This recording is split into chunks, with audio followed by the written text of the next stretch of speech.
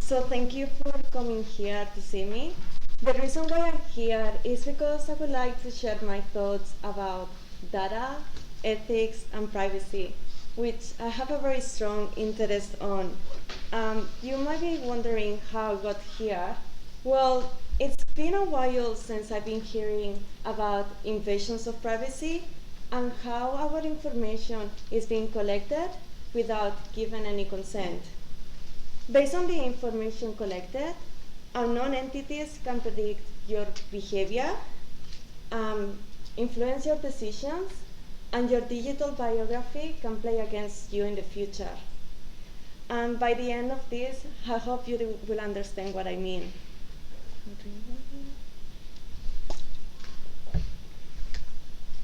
So I'm going to explain what data brokers are. They are entities that collect information about consumers and then sell the data to other data brokers, advertisers, or companies.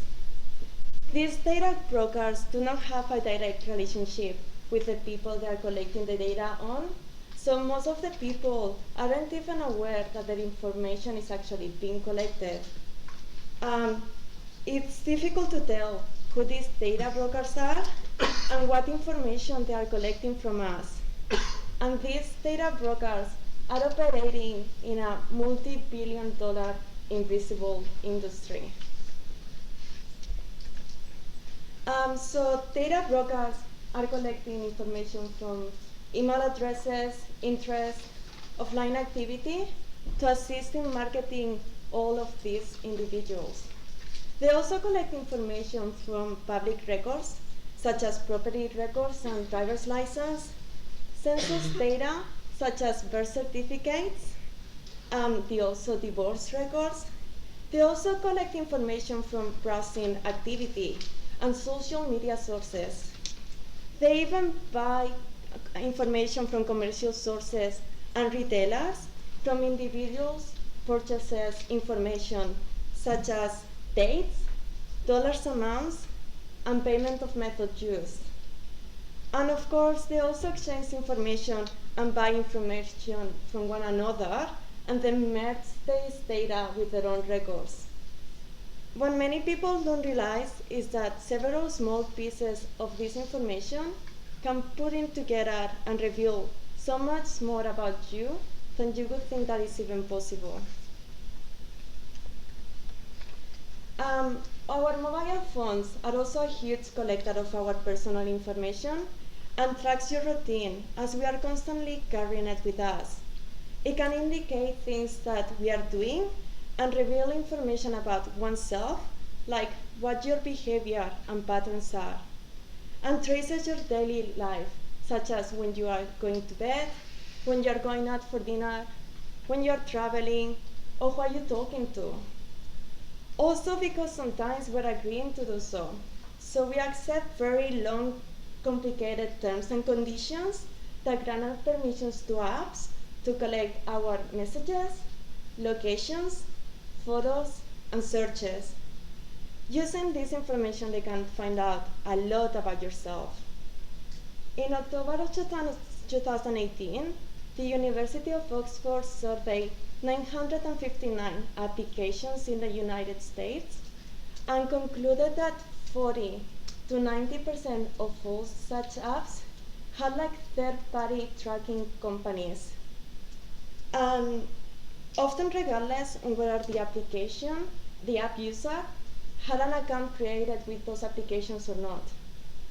But sometimes they also collect information even if we haven't given permission to do so. For instance, a Google Weather app was sharing the user's location with a third party called Reveal Mobile, even if the user had the location sharing disabled. Web browsing history. So there is companies that we are perhaps not surprised that they are collecting our data from. So for example, you know when you're visiting the news website, or when you're doing some online shopping with Amazon, but then when you browse through the web, read about the news, or do some online shopping, there are third-party cookies that they are collecting your clickstream as you click from site to site to see what you might be reading, what you might be interested in, and what types of things you might buy. These third-party cookies aren't often visible for the user, and they are collecting and selling the browsing history from these people. They can obviously pose a considerable risk of invasions of privacy, and we search for very personal things on the internet that we are not comfortable to share with others, or we don't want others to find out.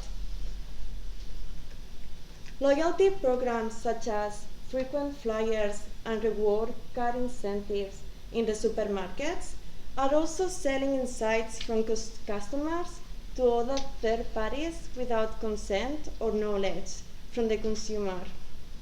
These loyalty rewards programs are not providing any transparency, and again, we don't know what they are doing with this information and who these unknown companies are. According to the Australian Competition and Consumer Commission, these rewards programs generates between 110 million to 370 million Australian dollars in earnings each year, and 9 in 10 adults are members of these loyalty schemes. As you can see, there is so much money that it can be made from this data. So what's happening with this data they are collecting from us? Well, data brokers typically place consumers into categories based on their age, ethnicity, education level, or income. They also monitor social media sources and can determine like your political affiliation, your sexual orientation, religion, and other interests. So profiles are created and categorized on the basis of the demographics and digital behavior. Perhaps a most well-known case of this is the Cambridge Analytical scandal and their involvement in the 2016 US election. Cambridge Analytica harvested the personal data of millions of people's Facebook profiles without their consent and used it for political advertising purposes. They supposedly use a technique called psychographics, which involves in building a detailed psychological profile that will allow the campaign to predict exactly what kind of appeal will be most likely to convince a particular voter.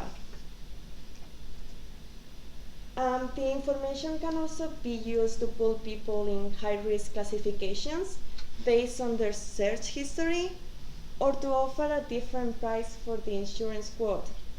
So for example, searching for medical conditions such as heart disease or diabetes could be added to your digital biography. Even seemingly innocuous information such as looking for motorcycles or diabetes for oneself or a friend might mean that insurance companies would consider you more likely to engage in a risky behavior. In some cases, these classifications might be based in inaccurate information, and there is not an easy way to access to that information, to correct it, or to even remove it. There is also predictive analytics and algorithms. If you take the financial industry, for example, Facebook just released an algorithm that is able to give you some credit rating. So basically, Facebook will be able to predict if you're gonna pay your loan or not. And credit rating is totally predictable by your personal information. And if you end up with a bad credit rating, you will have a lot of limitations in the future. So why do I care so much about how my data is being collected? Well, it can obviously play against me in the future, but it's also because of privacy. Privacy is a fundamental human right that is being taken away from us. And with the rise of new technologies such as artificial intelligence and the Internet of Things, we have to be extremely careful. Privacy means any of our personal information such as your behavior, financial, medical, and this is being captured without even knowing. You need to ensure that your information is kept private to avoid unfortunate common threats such as identity theft, manipulation through advertisements, discrimination based on your personal information, and other many real harms that can arise from invasions of privacy. Take for example Equifax in 2017. Equifax collects information about your credit history, such as how many credit cards you have, how much money you owe, or how you pay your bills. And based on that, it creates a credit report about you and then sells these reports to businesses to decide whether they're going to give you credit or not.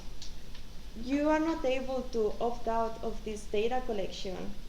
And all this information was exposed by a data breach that affected to 147 million of people in 2017. So there is certainly a lack of knowledge and understanding by these organizations with respect to privacy, which has led to unethical practices. There is also a lack of understanding amongst the people, the users of these services. We need to protect and understand our information to minimize the abuse of our information being used by third parties, and we have to protect our privacy and fight against information malpractice.